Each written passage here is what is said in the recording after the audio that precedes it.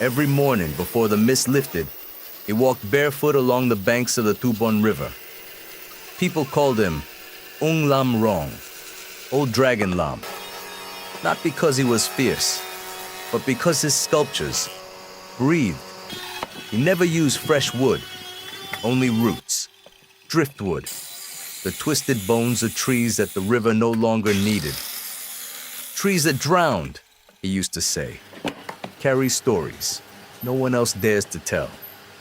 He didn't carve dragons the way others did, with perfect symmetry or clean lines.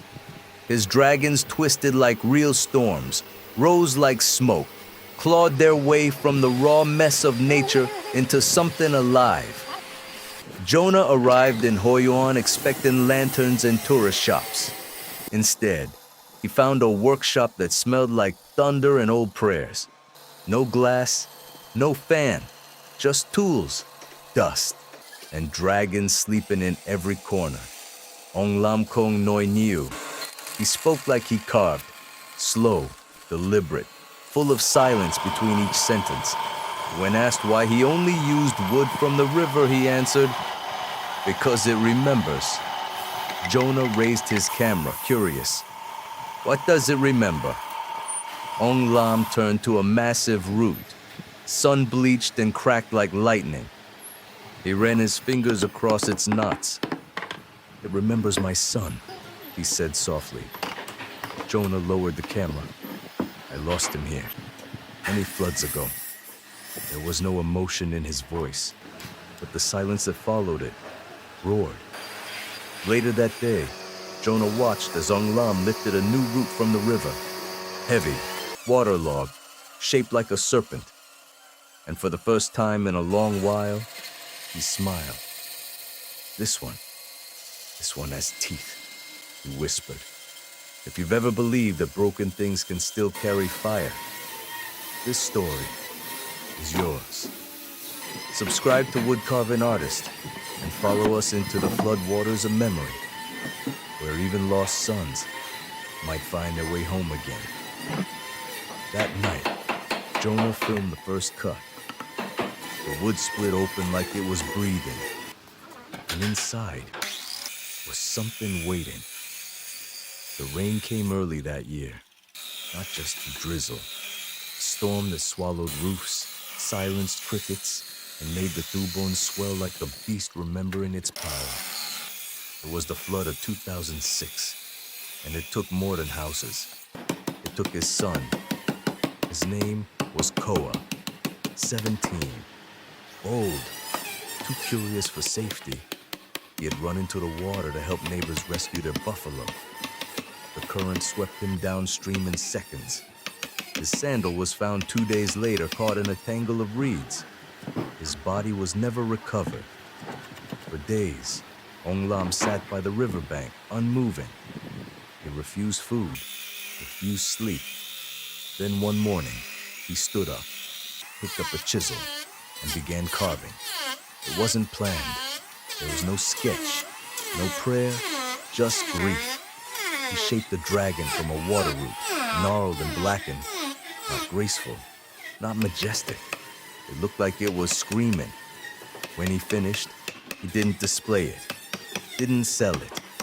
He placed it facing the river, jaws open, eyes wild, like it was calling into the deep for something lost. The villagers whispered. They said he'd gone mad, that carving dragons for the dead was bad luck. But Ong Lam didn't care. Better bad luck, he once muttered, then forgetting.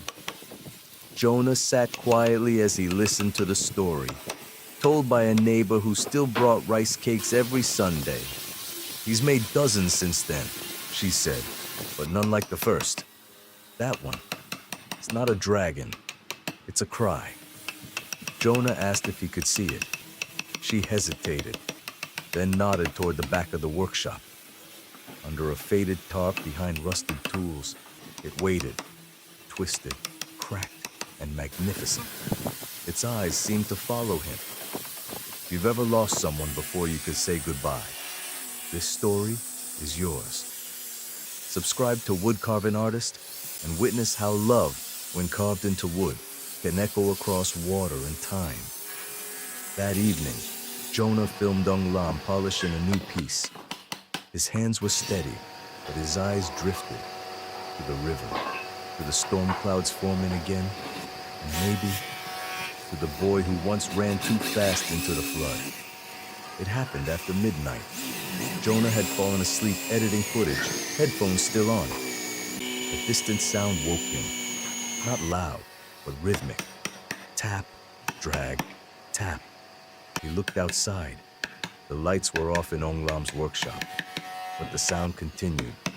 He grabbed his camera, quietly stepped into the courtyard, and pushed open the wooden door. Inside, only shadows moved. Ong Lam sat alone, a single candle by his side, not lit, just there, like a placeholder for light he didn't need. His hands moved with impossible grace. No measurements, no hesitation. His chisel flowed like it remembered something the mind could not. Jonah didn't dare speak. He watched through the lens, capturing only flickers of motion, the way muscle meets memory. What was he carving? Jonah squinted. Not a full dragon, just a fragment. The snout, the eyes, one coiling horn, emerging from a block of root twisted like bone. It looked like it was waking up. The room smelled the sap, old water, and something metallic, like a thunderstorm hiding in the wood. Then suddenly, Ong Lam stopped. He turned slowly and looked directly at Jonah. Not startled, not angry, just aware. He raised one finger to his lips, then pointed at the dragon. Jonah focused. That's when he saw it. A shape burned into the root, not carved, but already there. Letters. K-H-O-A, his son's name. Not added. Revealed, as if the river had hidden it in the wood, and the blade had only helped it speak. Jonah dropped the camera. He stepped back, breath stuck in his throat. Ong Lam reached over, placed the candle in the dragon's mouth, and lit it. The flame flickered, and for a moment, Jonah swore. The dragon exhaled. If you've ever felt like someone was still with you, not in memory, but in movement, in creation, this story is yours. Subscribe to Wood Carving Artist and witness how some fires never go out. That night, Jonah didn't sleep. He simply watched the footage over and over, and each time, the dragon's gaze seemed to follow, just a little closer. He came in a tailored shirt, leather shoes still polished despite the mud, an accent slick as oil. His name was Duong, from Saigon. He brought no camera, just the contract. Jonah watched from the corner of the workshop as Duong circled the unfinished dragon like a wolf testing a cage. This is it, he whispered. Raw, violent, unrefined. It's not commercial, but it's honest. He turned to Ong Lam. I'll offer 100 million. Cash. Jonah blinked. Over $4,000. That was more than most villagers earned in a year. Ong Lam Kong Fanong. Duong continued. But I need exclusivity. This piece goes to our hotel lobby in Da Nang, under our brand. Full media push. Your name, we can leave in the internal registry, but not on the display. He smiled. We want guests to think it came from us, that our space created it. Jonah translated slowly. Mai would have thrown a chisel, but Ong Lam just stood there, silent. Then he picked up a cloth, gently wiped the dragon's eye, and placed his carving knife down beside it. He motioned to Jonah. Come. They walked outside, leaving Duong confused inside the workshop. By the river, Ong Lam crouched. He picked up a stone, smooth and black, and handed it to Jonah, then pointed at the dragon, then at his chest, then signed, "The storm carved me. I carved it back." Jonah hesitated, then nodded. They returned. Duong was checking his watch. Well, Ong Lam walked past him, picked up the carving, and set it down by the open door they got, facing the river. Then he lit the candle again, the one in the dragon's mouth. The flame danced. Duong looked annoyed. I don't understand. Is that a yes? Jonah shook his head. He said it's not for sale. Duong scoffed. You'll regret this. He turned to leave. But before he stepped out, Jonah added, he also said, storms don't wear logos. If you've ever turned down something big, not out of pride, but to protect what can't be priced, this story is yours. Subscribe to Wood Carving Artist and witness how art, like grief, doesn't need to be owned to be real. That night, as the candle burned low, Jonah carved one small word beneath the dragon's tail. K-H-O-A, no brand, no fame, just memory. And it was enough. It came at dawn. The river had been calm all week, but that morning a strange current pulled something ashore. Not a branch, not driftwood, but a piece of an old canoe. Jonah noticed it first. The shape was familiar, long, hollowed but warped by time and water. He called Ong Lam. The old man froze the moment he saw it. Then he dropped to his knees and ran his hand across the grain.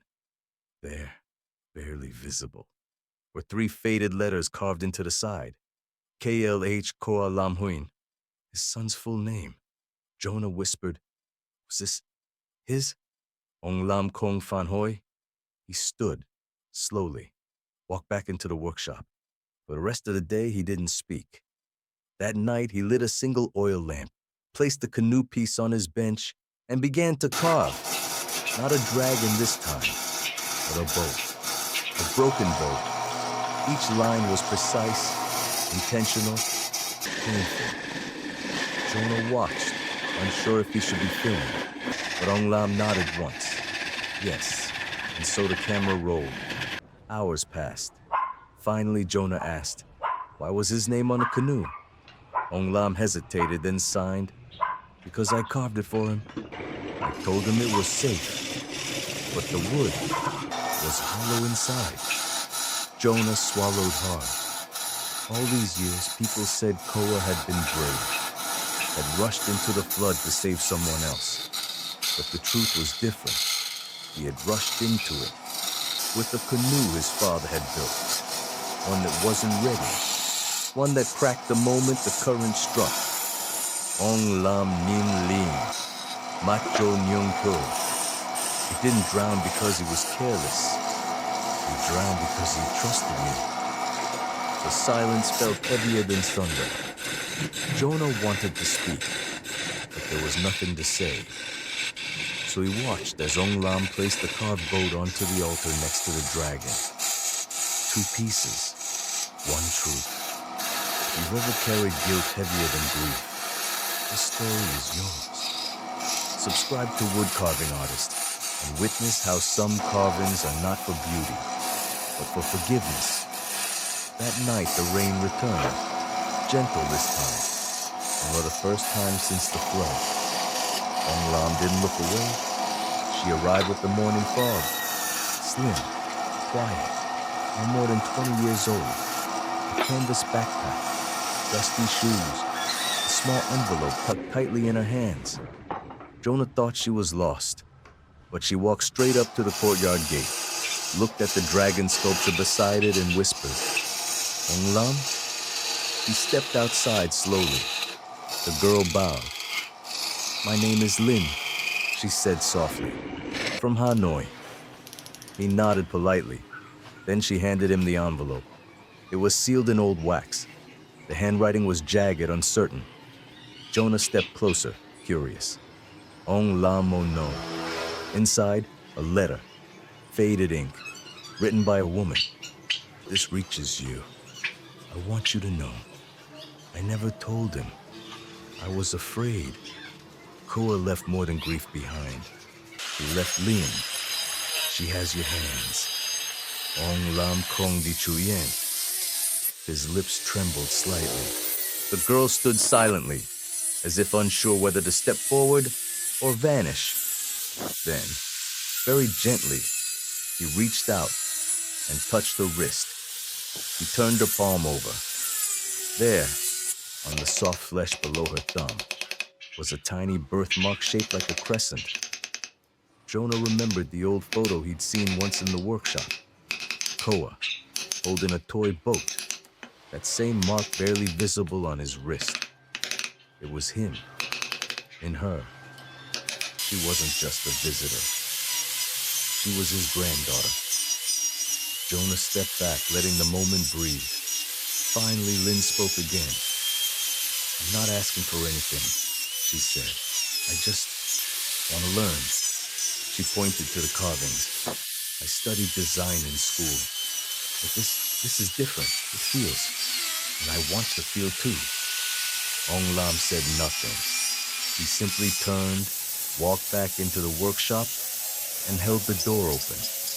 That afternoon, he gave her first chisel, taught her how to hold it, how not to force the wood, and for the first time in decades, his hands did not carve alone. If you've ever felt something missing in your life, only to find it in the shape of someone new, this story is yours.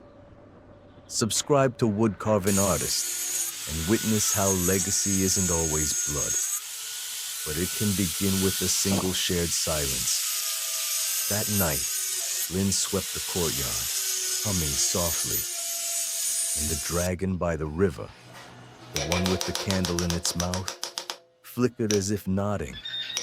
She chose a small block of rosewood, nothing grand, just a warm, dense piece with gentle grain. Lynn said she didn't want to make a dragon, not yet. She wanted to carve a bird, a swift, she told Jonah, smiling. They fly low before the rain, like messengers. Ong Lam watched from the doorway, arms folded, saying nothing. Jonah filmed quietly. He had learned by now. The real moments never came when the camera forced them, only when you let them happen. Lynn worked slowly. Each stroke was careful, precise, but not stiff. She had her father's steadiness, her grandfather's patience.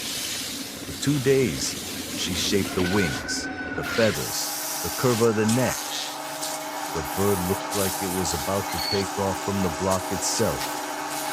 But then something happened.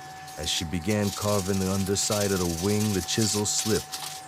Not in a dangerous way, but in a natural groove the wood offered. She paused. Looked closer. A knot in the wood, darker than the rest. When she traced it with the tip of the blade, it widened, became an eye. Not her bird's eye. Something older, hidden. She kept carving. Jonah moved closer, and slowly, beneath the smooth belly of the bird, another form began to emerge. A second creature, a serpent, twisting beneath the feathers, mouth open, fangs curved backward. But it wasn't violent. It looked protective, like it was cradling the bird in flight. Jonah whispered, "Did you mean to do that?" Lynn shook her head. She turned to Ong Lam. "It was there. I didn't make it up." He stepped forward, studying the shape. His eyes widened, not in fear, but in memory. He placed his palm over the carving, closed his eyes, then said softly, "I carved this once." Jonah leaned in. "When?" Ong Lam answered, voice distant. "Before Koa was born. It was the last thing I made before I became a father." He looked at Lynn. "You found it again." If you've ever created something, only to realize it was already inside you, this story is yours. Subscribe to Wood Carving Artist and witness how memory doesn't just live in our minds, but sometimes in our hands. That night, Lynn placed the carving beside her sleeping mat. And for the first time since she arrived, she dreamed, not of Hanoi, not of school, but of wings and winding rivers and a voice whispering just beyond the trees. It was Lynn's idea. She said it on the third morning after the bird serpent carving. We should give it back. Jonah blinked. Give what back? She looked at Ong Lam, then at the river. He understood. For decades, he had pulled stories from the Tubon. Roots, memories, silence. But perhaps something needed to go the other way. They chose a piece of driftwood together. Massive, twisted, blackened at one end like it had been struck by lightning. Jonah helped drag it into the courtyard. Lynn drew the design, not on paper but in ash on the stone floor. Two shapes, intertwined, a dragon and a swift. Not fighting, not chasing, dancing. Ong Lam carved the spine. Lynn did the wings. Jonah shaped the base. They worked for 5 days.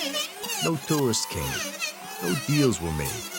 Only neighbors passed by, nodding, eyes wide, as if something sacred was happening. On the 6th day, they carried it to the riverbank, just before sunrise. The carving stood nearly 5 feet tall, balanced on a base shaped like a boat. The swift rested on the dragon's back, its wings wrapped gently around its head.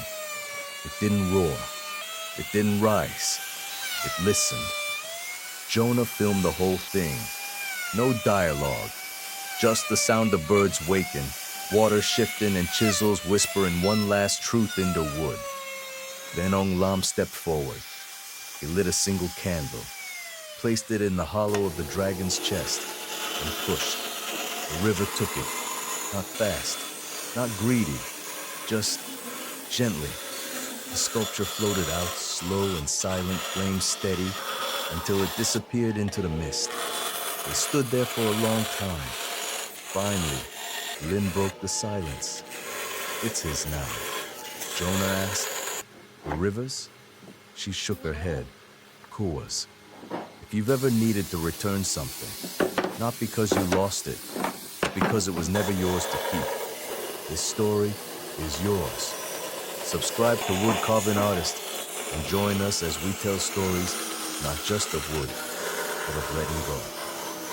That evening back at the workshop, Jonah noticed something strange. Where the sculpture once sat, a single line carved into the stone step. No one remembered carving it.